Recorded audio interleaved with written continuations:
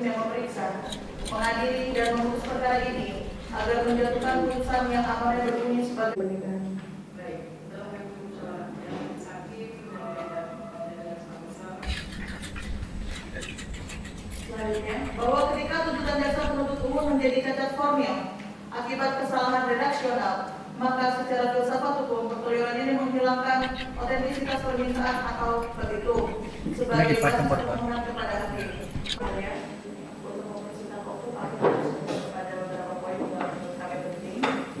Yang pertama, tanggapan tentang adanya kesimpulan jaksa penuntut umum yang mengatakan adanya kesalahan penulisan dalam surat tuntutan.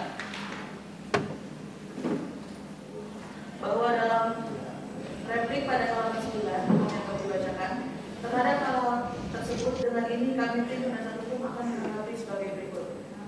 Yang pertama, bahwa perlu untuk dipahami dalam nota pembelaan penasihat hukum terdakwa disarankan bukan hanya sekedar mencantumkan surat tuntutan tidak dapat diterima, akan tetapi penasihat hukum terdakwa juga mencantumkan surat tuntutan jaksa harus ditolak.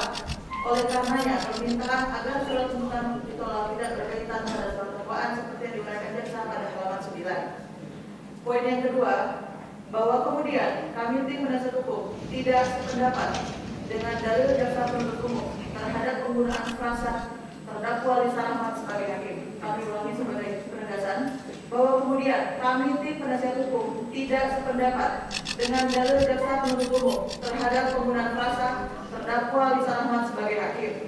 Tidak dapat diajukan tuntutan kepada Lisa Rahmat yang sejatinya bukanlah sebagai hakim. Penting untuk ditekankan bahwa redaksi dalam tuntutan pidana merupakan bagian dari satu kesatuan yang tidak dapat terpisahkan dari proses peradilan pidana.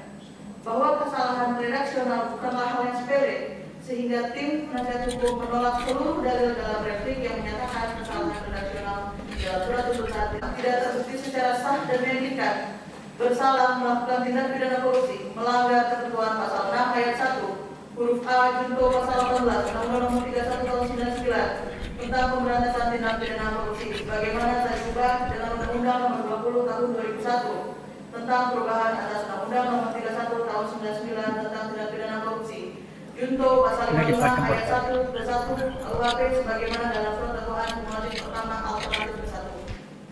2. Menyatakan terdakwa Lisa Rahmat tidak terbukti secara sah dan meyakinkan bersalah melakukan tindak pidana korupsi melanggar ketentuan pasal 6 ayat 1 huruf A junto pasal 15 junto pasal 18 Undang-Undang Nomor 31 Tahun 99 tentang pemberantasan tindak pidana korupsi sebagaimana telah diubah dengan Undang-Undang Nomor 20 Tahun 2001 tentang perubahan atas Undang-Undang Nomor 31 Tahun 99 tentang tindak pidana korupsi sebagaimana dalam surat dakwaan kumulatif kedua alternatif ke-1 jaksa penuntut umum.